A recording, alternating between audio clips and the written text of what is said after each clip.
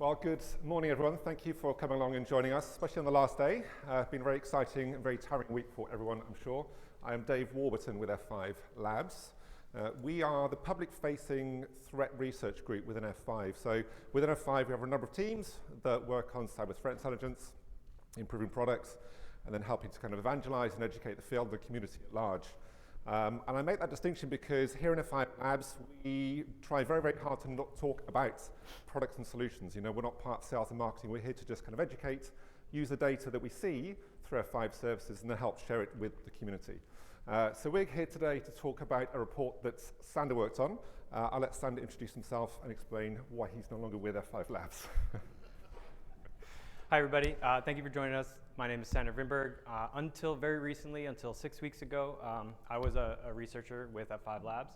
I was there for 5 years, and this credential stuffing research that we did last year was one of our biggest efforts. It's something that we're quite proud of. So 6 weeks ago, I started working at BitSight as a security researcher and a manager of a security research team. But I'm really glad that both F5 and BitSight were not just didn't just allow me, but really encouraged me to come present this research and collaborate with my old colleague David. So that's why we're here. Thanks, Sander. Yeah, absolutely.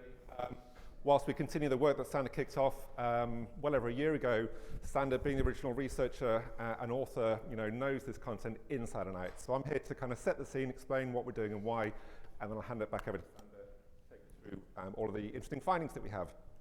So I'll leave the disclaimer slide up. As per usual, essentially you can't blame us for anything, you can't blame RSAC for anything, and I think we can move on now. So why the unpatchables? Basically what we're talking about here today, the entire talk, is the content of this report that we published at the end of last year. What we were finding over previous years where we produced a regular research series looking into the root causes of breaches, we find this kind of bifurcation. The vast majority, the overwhelming majority of attacks could either be categorized as web application kind of exploits and attacks via the kind of front end, if you like, the web, the APIs. A huge amount were targeting identity, primarily kind of credential access, abuse, credential stuffing, brute force password attacks, and social engineering, essentially trying to hack us soft, squishy things. Now, whilst CVEs can generally be patched, product software we can put out, we actually have a whole report that we did with Accenture and Sander prior, where we looked at the evolution of CVEs. They can be patched typically, if you're lucky.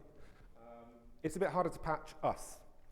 We go around the world as evangelists talking to people, trying to inform them about password strength and not reusing passwords, but typically that hasn't gotten us very far. So a huge amount of passwords are being used, which is really enabling this huge explosion in credential stuffing attacks. The report itself has a lot more in there other than credential stuffing. We dive into different MFA bypass techniques. We look at how phishing is making use of those real-time phishing proxies. So, after this report, after this presentation, if you find it's useful, please go and download the whole report, and you'll find a lot more in there besides.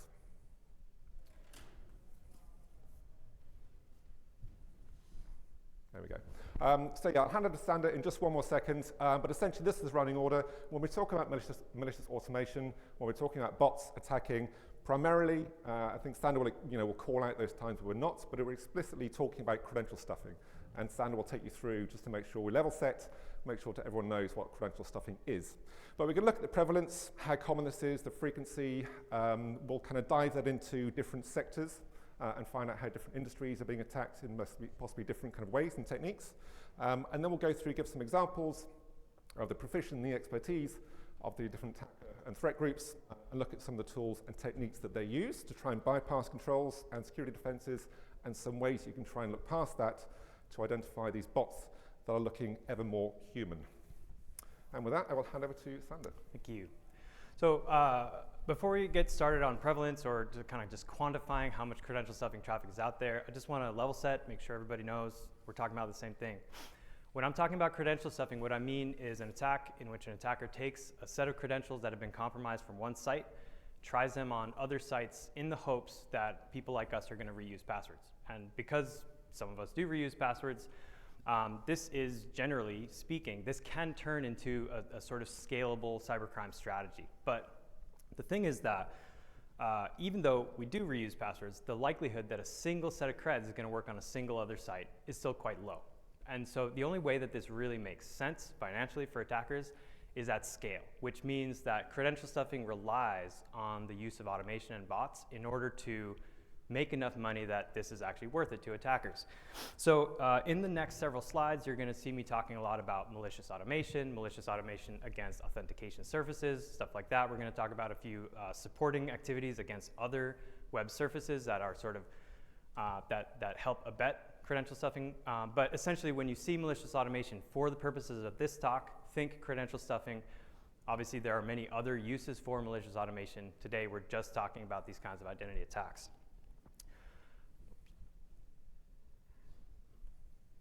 There we go.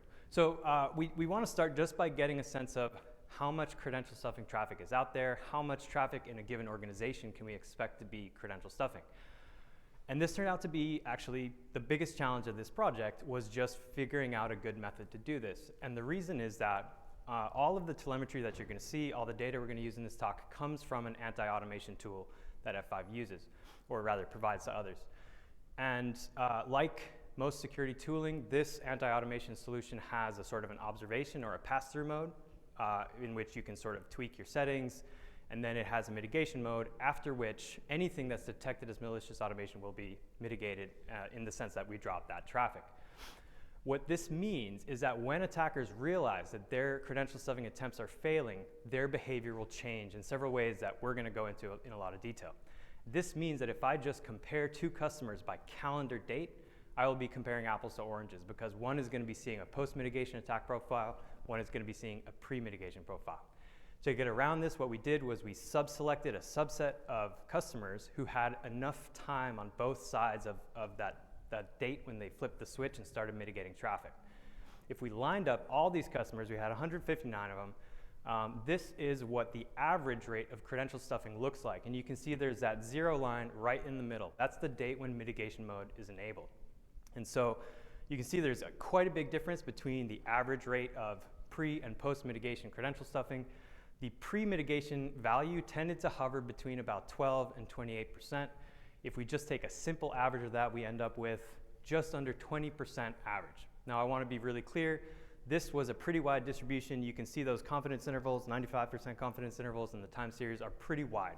We had a couple customers that were up in the 60, 70, 80% range, and then we had a few that were also in single digits. So 20% is a good kind of baseline expected value if you don't know anything else about your traffic or somebody else's traffic. But I would urge people, collect your own signals, find out what your actual value is, because this was a wide distribution. I also want to just point out, you can see once we start actually mitigating that traffic, the percent of traffic where people are attempting but failing to continue credential stuffing drops from about 20% on average to about 6.4%. And keep this in mind, because this is going to sort of inflect how we look at post-mitigation traffic as we go through the rest of this talk. We were also able to break this out in terms of web versus mobile traffic. And when I say mobile, I'm talking about mobile application traffic. So if you were using a mobile browser, that would still count as web traffic in this study. And this was actually a great surprise to me, because I had no idea that credential stuffing was more common against mobile endpoints than it is against web endpoints. But there is a team at F5 called the Threat Analytics and Reporting Team that works with this telemetry day in, day out, and they were not surprised. They've been seeing this for several years. And so even though you can see from these confidence intervals, this is not what I would call a statistically significant relationship, but it is consistent with what the TAR team has been observing over several years. So I would say use this as a sort of leading indicator, and consider what that traffic is going to look like against your own mobile endpoints. You'll also note that post-mitigation, the mobile credential stuffing traffic actually subsides more than the web traffic. Our hypothesis for that rests in the fact that most mobile applications communicate with their servers via REST APIs, right? So there's no GUI to navigate.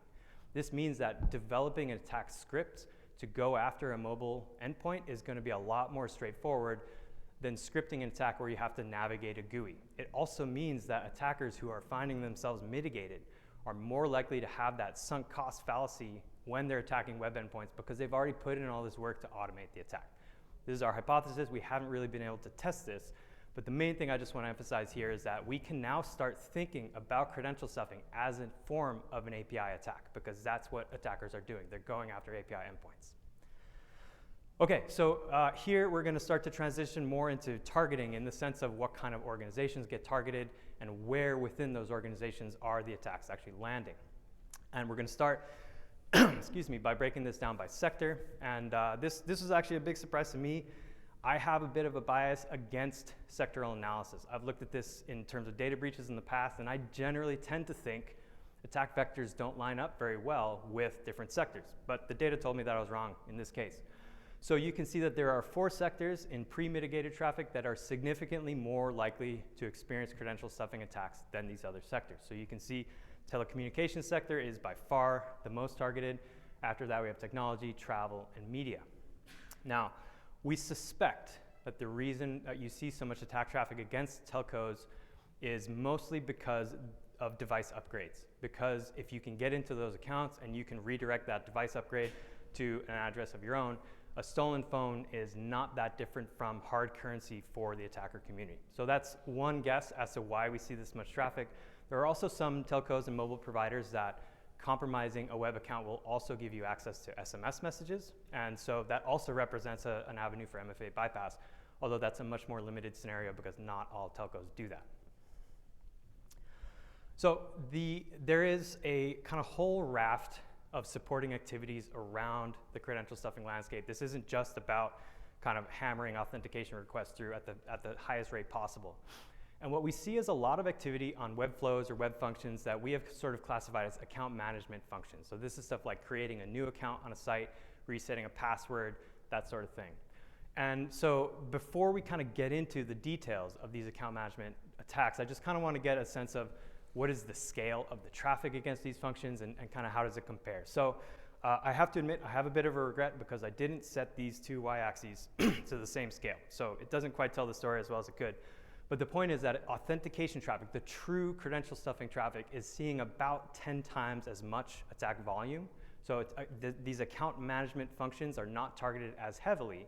But on the other hand, you can see that they actually increase post-mitigation, whereas you can see the authentication credential stuffing traffic actually drops more post-mitigation. So we think that this is indicative of attackers realizing that they're being mitigated and trying some other tactics, which I'm going to show you in a little bit, to try and figure out how they can get around an anti-bot solution.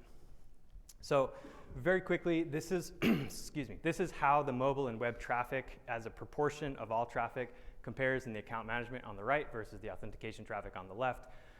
There's not a ton in here except to emphasize that we still see this preference for mobile endpoints by attackers and this sort of paradoxical motion between pre and post with mobile and web trading places that also holds in the account management stuff. But this is, I think, where it really gets interesting. This is a plot of the proportion of malicious automation per web function in these account management functions. So you can see from left to right, we have check eligibility, which in most cases in our data, this is telecommunications providers and what they're checking eligibility for is to get a device upgrade. This endpoint would also qualify for financial providers if you're checking if you're eligible for, say, a credit card offer or something, although we did not see a lot of that. We didn't see a lot of check eligibility in the finance sector. So most of the time when you see this in this study, we're talking about device upgrades at telcos. You can also see that create account functions were the most heavily targeted. This is, by the way, this is comparing per function malicious traffic as a proportion of all traffic, right? So you can see that create account on average, about 27 or 28% of the create account traffic on our customers was actually malicious, creating accounts for malicious purposes. Now, what you see on the right here, this is breaking down these different account functions as a proportion of all the malicious traffic, right? So on the left, we're comparing malicious to all traffic by function. On the right, we're comparing of the malicious traffic, how does it break down within these different tactics, right? So recover account actually on the right is so small, I'm not even sure it got allocated any pixels, which you could sort of use these two to back into the total volume of these different functions. But either way you slice it, you can see that creating accounts is, in terms of these account management functions, this is the top priority for attackers. And a little bit, I'm going to show you a tactic that we've called canary accounts, which will explain why attackers are so keen on this account creation function. But first, I want to get into TTPs, kind of what do these attacks look like in practice? How do attackers make this really happen? And we're going to start by talking about sophistication, because you can actually bucket these credential stuffing attacks into three kind of large abstract buckets of sophistication. So before we get into that distribution, just to kind of define what we mean with these different buckets, basic credential stuffing, low sophistication credential stuffing essentially means these are simple HTTP requests coming from clients that are not browsers and also couldn't look like browsers if they wanted to. This means they can't execute JavaScript, they have no kind of human emulation, there's no mouse movements, there's no keystrokes. And it tends to come from tools like curl, wget, Sentry MBA, which is like a 40-year-old attack tool. It's been around for years and years. And then Postman and Burp Suite. I think we're all probably pretty familiar with those from working on the blue side. Another characteristic of basic traffic is it tends to be very limited in its variety of attack infrastructure. And to illustrate what I mean, what you see here, come on. All right. This is a plot for a few weeks' time, single customer. And we've flagged the benign traffic in blue, and then we've flagged a credential stuffing campaign in orange. And what's notable here is all the attack traffic is coming from a single IP address. And you can see it sticks out by a mile, right? This is the kind of credential stuffing traffic you don't need to be collecting client-side signals to detect. You could find this in server logs. This is going to stick out like a million miles if you're looking for it. So that is one of the characteristics of basic attacks. What you see here, I'm sorry, this is a tiny image. This is a screenshot from the dark web, and this is a forum where a threat actor is teaching other threat actors how to use Burp Suite for credential stuffing. And I think it's funny, I think it's illustrative because many of us, Burp Suite, and specifically the intruder module in Burp Suite, is one of the first things that we play with when we're first getting into application security, right? So it is easy in security for all of us to, I think, ascribe a level of power and omniscience and omnipotence to the attacker landscape. And there are some very, very good actors out there, but there are also a bunch that are just following a script to use the most basic tool in existence. So if there's one thing I want to emphasize about basic traffic, it is how basic it really is. And then one level up from there, we have what we call intermediate traffic. And these are attacks in which the attacker has mastered some degree of emulation so that their client is actually able to look like a browser, but they have not generally gotten to the level of looking like realistic human traffic. This traffic also tends to be better in terms of infrastructure rotation, so you're going to see it coming from a wider variety of ASNs, from a wider variety of IP addresses, much, much greater variety of user agent strings. But the thing is, the way that we tend to capture and classify intermediate traffic is actually because these kinds of attacks are usually trying to tamper with the anti-bot solution itself, and that has a bunch of integrity checks. If those integrity checks fail, then we classify that as intermediate because they're not quite advanced enough to go into our attack inference rules. And to give you an example, there was a really interesting token replay attack that we saw in 2022. And a token replay attack essentially means that an attacker has completed one or a small number of legitimate transactions by a human using a real browser. And as a result of that successful login, they have gotten a token from our anti-bot solution. And then they just try to reuse that token over a huge, huge number of requests, which is not allowed, and that's how we catch them. So to kind of give you a sense of the numbers here, during this attack, there was a 3-month period where we observed 52 million login attempts, right?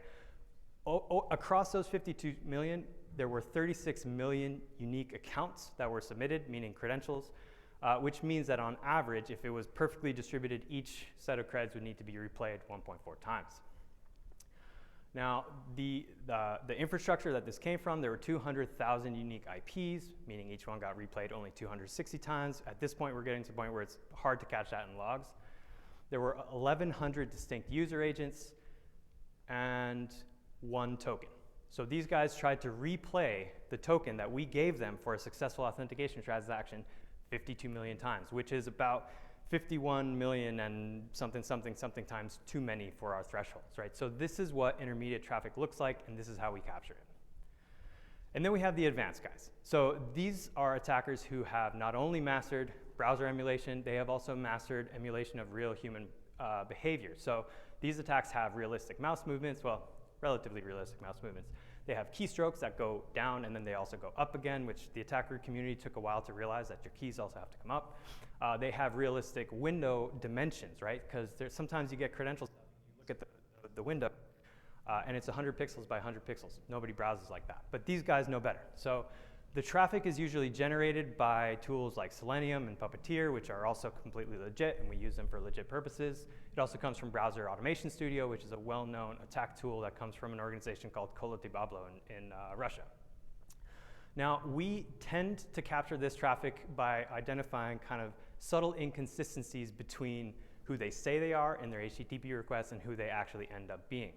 Most of the time, that happens automatically. Occasionally, there are false negatives, and we actually have to go and develop new signatures and new patterns to capture this kind of traffic. And one of the things about advanced traffic is that they have figured out about infrastructure rotation. So I realize this is not a self-explanatory graphic.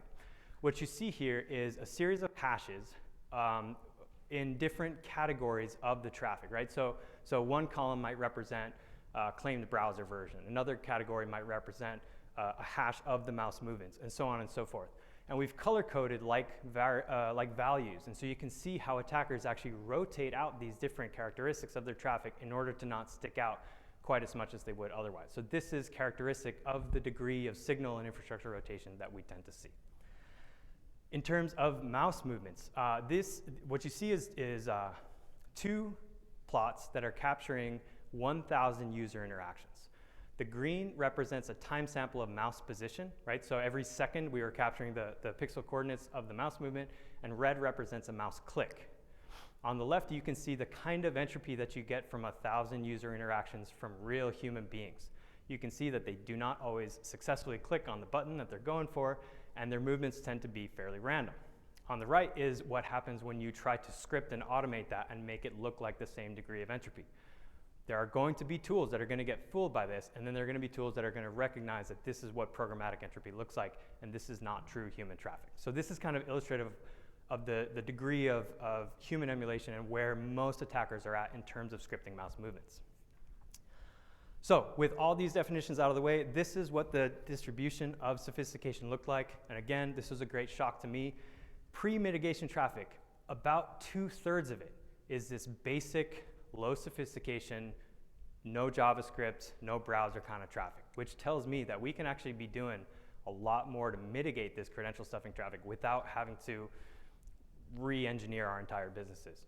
You can see that about 12% of the pre-mitigation traffic is intermediate, and then about 20% of it is advanced. And then once we flip that switch and we start actually dropping this traffic, what we see is a huge drop in the proportion of basic traffic. Now, this is being driven by two different forces. Remember back to that first plot about prevalence where we showed that the sort of proportion of malicious traffic tends to drop from about 20% to 6%. So a lot of those folks that are just giving up are going to be these basic actors. They realize it's not their day, they pick the wrong target, and they just go home. But there's also a phenomenon known as retooling.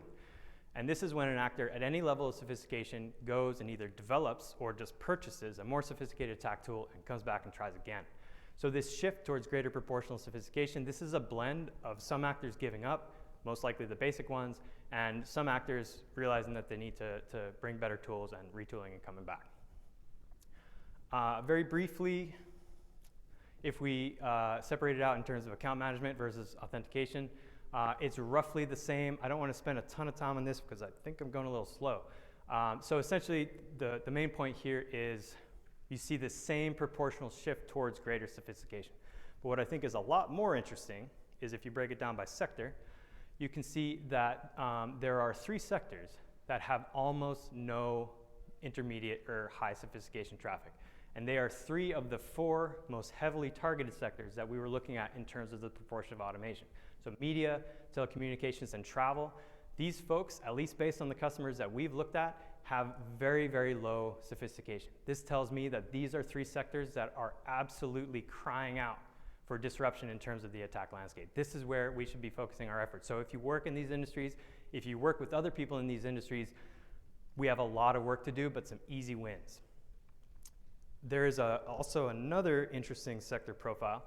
If we look at in terms of pre and post, you will see that generally speaking, and quantifying these kind of qualitative levels is hard, but generally speaking, this shift towards greater sophistication post-mitigation is pretty consistent across the board, with this kind of one partial exception that there are these 2 sectors, finance and tech, that we actually see the advanced traffic drop off.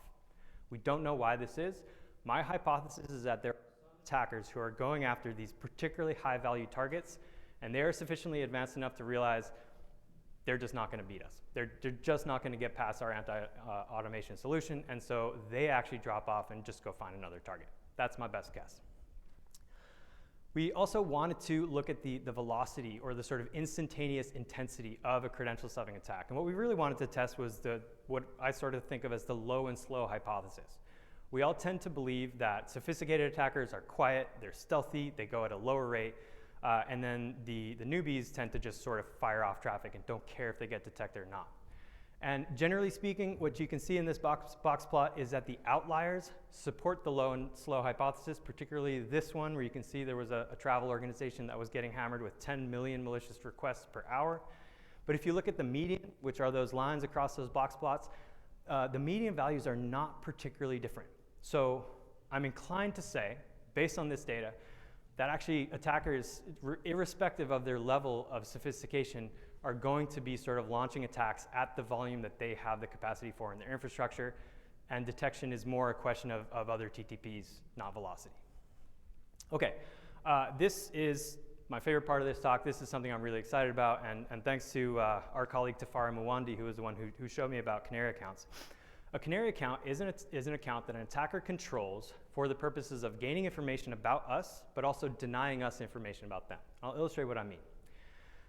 The vast majority of authentication requests are going to fail, right? Because most of the time, whatever password you try that you got from another compromised source isn't going to work, right?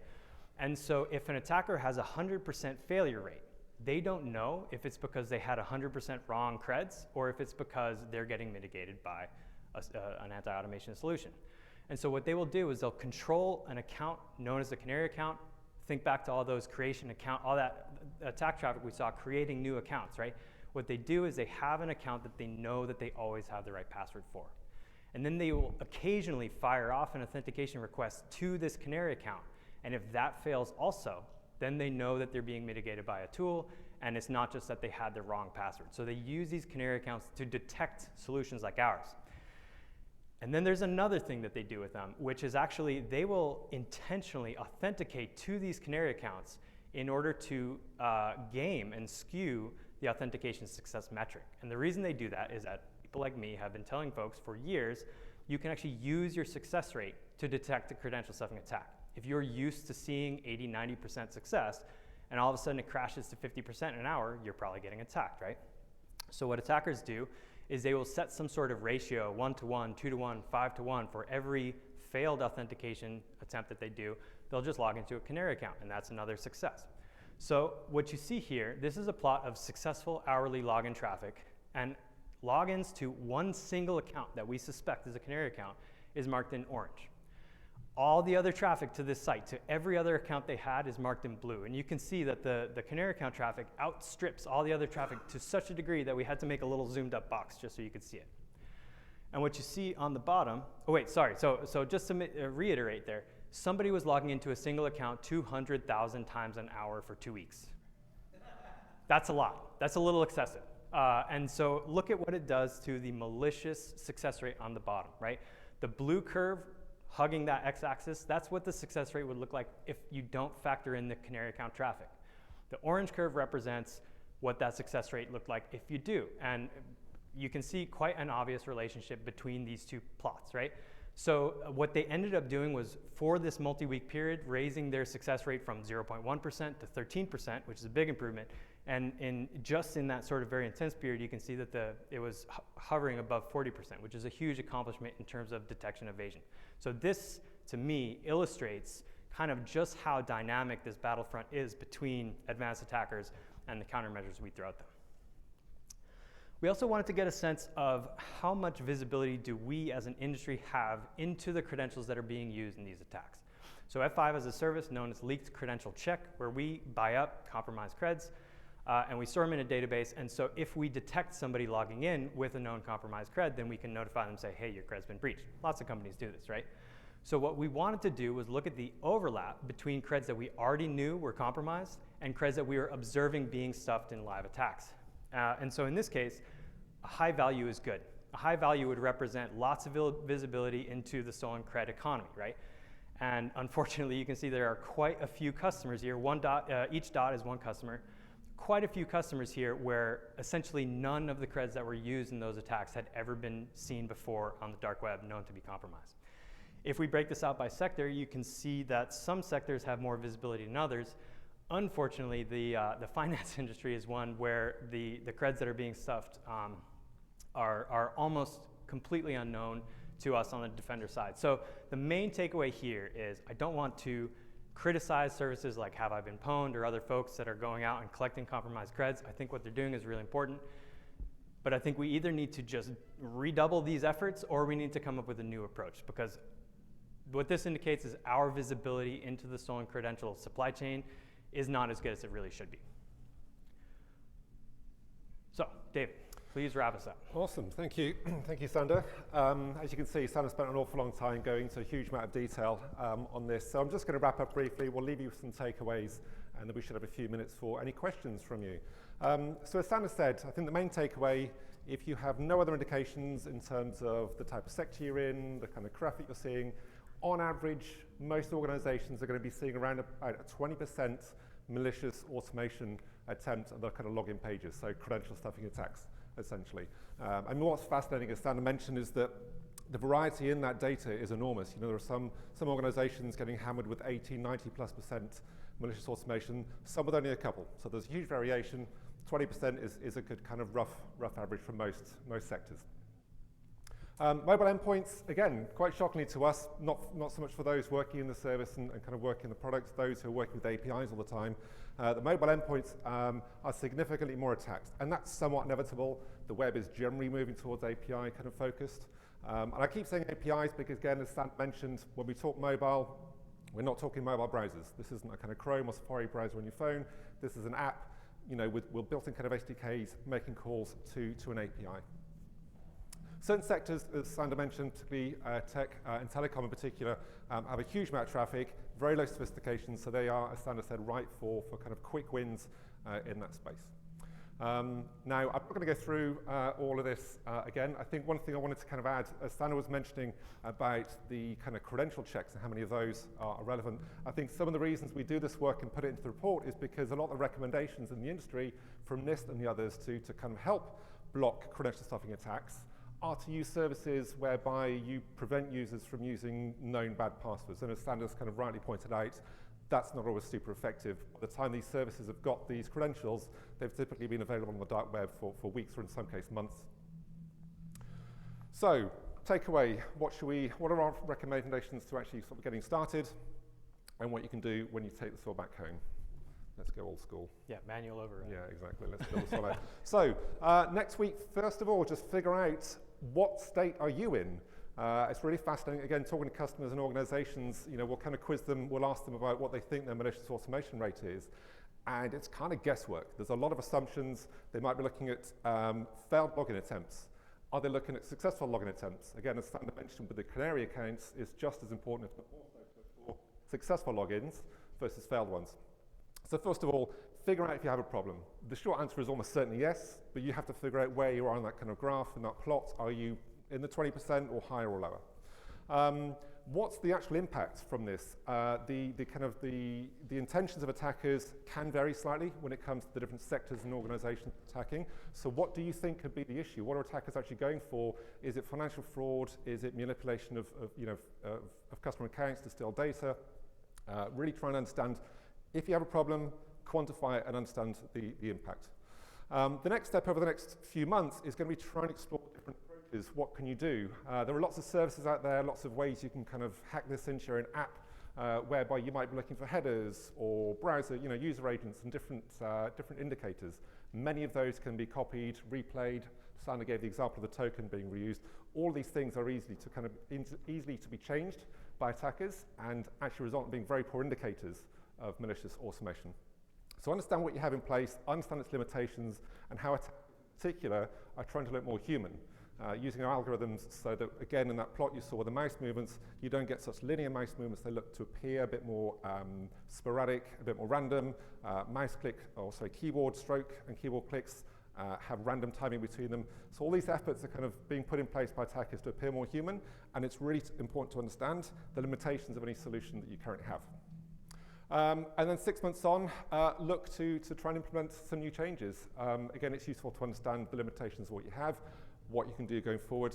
Again, we're not here to talk about products, but should you want to, I'm sure there's some F5 colleagues on the stand that will chat to you if you like. But that's it. I want to say a huge thank you to Sander for joining us again, coming on this way. Thank you to BitSight for loaning him for a little bit. And with that, I think we're just going to say thank you for turning up, and we'll answer any questions.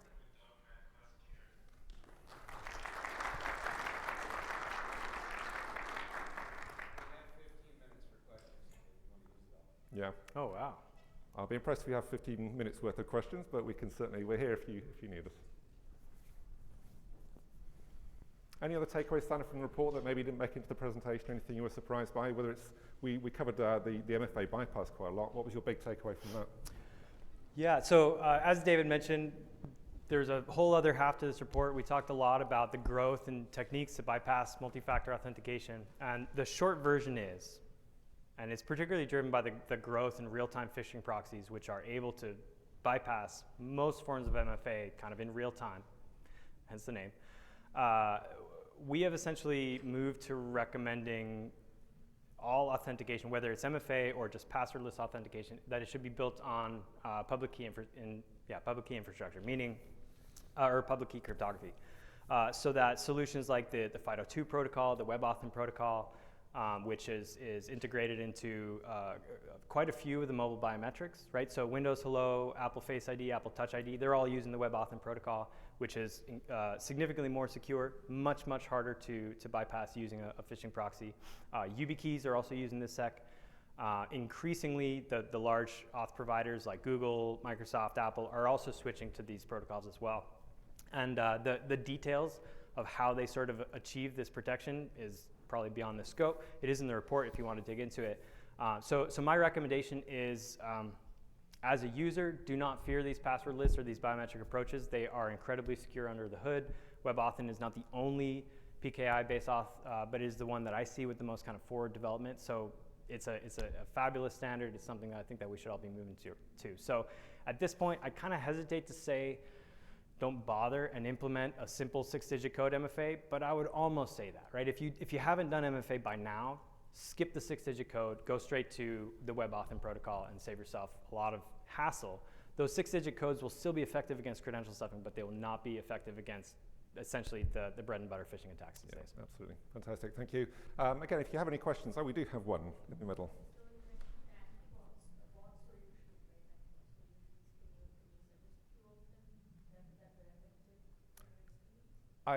We could, but then I'd be talking about our products and making it sound like a sales pitch, which I won't do. So F5 might have a solution. But generically, we do actually have recommendations we make. We're not always talking about how we can solve it with a silver bullet. And that's why I referenced, other techniques. Typically some solutions will look for header reuse, header manipulation, looking for things like screen size being changed. These are all things you can do. Just coding it into a mobile app or into a browser. It's not something you need to necessarily go and buy a solution for. But typically there'll be a lot more effort, a lot more time and resources to do. And again, as we've tried to explain, a lot of these easy kind of quick wins you can do are easy to also bypass by attackers. Now that said, as Sander mentioned, a lot of these attacks are very trivial. We kind of categorize them in the basic attacks. So these kind of curl type attacks, wget, they're fairly easy to spot. They're things you can do just within the code or maybe somewhere that firewall kind of technology. The one thing I would add is that and I wish I had made this a little bit more clear in the talk. The ability to detect the intermediate and the advanced attacks is dependent on being able to collect signals from the client, right? And that primarily for us took the form of a series of JavaScript challenges. So at this point, based on what I've seen, I wouldn't bother to evaluate an anti-bot solution that wasn't collecting its own client-side signals, because attackers have figured out how to sort of make claims through HTTP headers about who they want to look like, right? And so evaluating those claims and finding those inconsistencies, that's key to the mitigation strategy. So I do believe that there are some kind of older solutions that are going more just at the kind of server log level and looking at HTTP logs. I don't think that those are going to cut it anymore. So as you talk to different vendors, find out about their strategies for collecting signals from the client. Yeah, I think ultimately, you make a good point, is that a lot of the traditional ways of looking for this kind of traffic is all server-side. It's doing something on the firewall, the web app firewall, looking at server logs. By that point, if that's the only place you're looking to identify the bots, it's too late, because they've already masked their activity through header manipulation or mouse move and so on. So you standard set absolutely whatever vendor, they need to be doing something in the client device, whether that's the client browser, it could be a mobile app that gets installed. Those signals need to come from the device.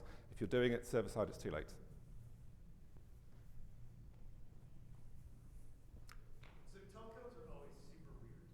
So any kind of security data, do you want to wax poetic a little bit about like consumer versus small business versus like giant infrastructure? Like why is it all basic text? That surprises me a little bit. So do you have random hypotheses you want to throw out? I have a possible caveat, which is that telco infrastructure, like there are occasionally sort of like detection issues around telco infrastructure, right? And so in this case, these telcos were not telcos that we were detecting on the web. These were telcos who are our customers. And so we can be fairly confident that what we were looking at, I mean, this was all collected by agents sitting in front of specific auth endpoints, right? So these aren't going to manifest as, it's not the same as like detecting a telco in an external scan, but at the same time, they end up sort of being the glue between all these different kinds of organizations, as you sort of pointed out, right? So they are a weird case. We were looking through the signals to try and explore this a little bit more, and actually what we found, there's a whole other aspect to bot telemetry, which is incredibly complex, which is the role of aggregators.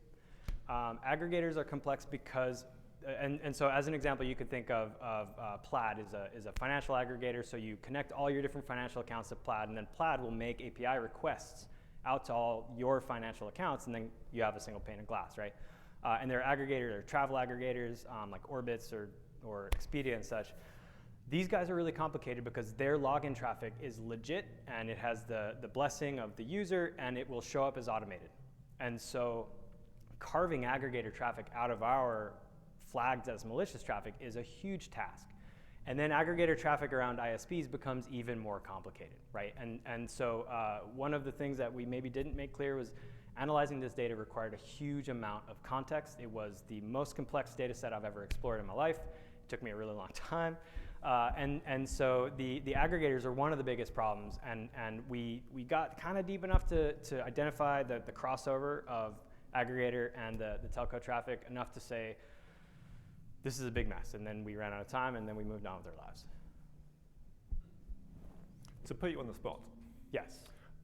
Is it, because a lot of telcos and ISP will offer services, is it the case, do you think, that some of these organizations were actually fronting services for lots of different customers, and so it wasn't just one customer being attacked, it was everyone that service provided, or for the telcos in this study, was it just a kind of one-off customer that was being attacked? I believe it is the former, but it would also it would depend on exactly the architecture of the site and where our agents were deployed on the site, right? So not every single customer endpoint is going to be protected by this anti-bot solution, partly because it's a cost thing, right? And so, so it really depends. I think that there were telcos that we looked at, customers of ours, who had very, very broad implementations of the anti-bot solution, and then there were some that were kind of only focused on customer login, and in which case they wouldn't be capturing downstream customer traffic in the same way, right? So the cheat answer is that it depends. Well, that's a good answer considering I put you on the spot, so thank you. Any other questions? Nope. Okay, well, thanks a lot again for coming, and hope you have a good rest of the show. Yeah, thanks very much. Thanks.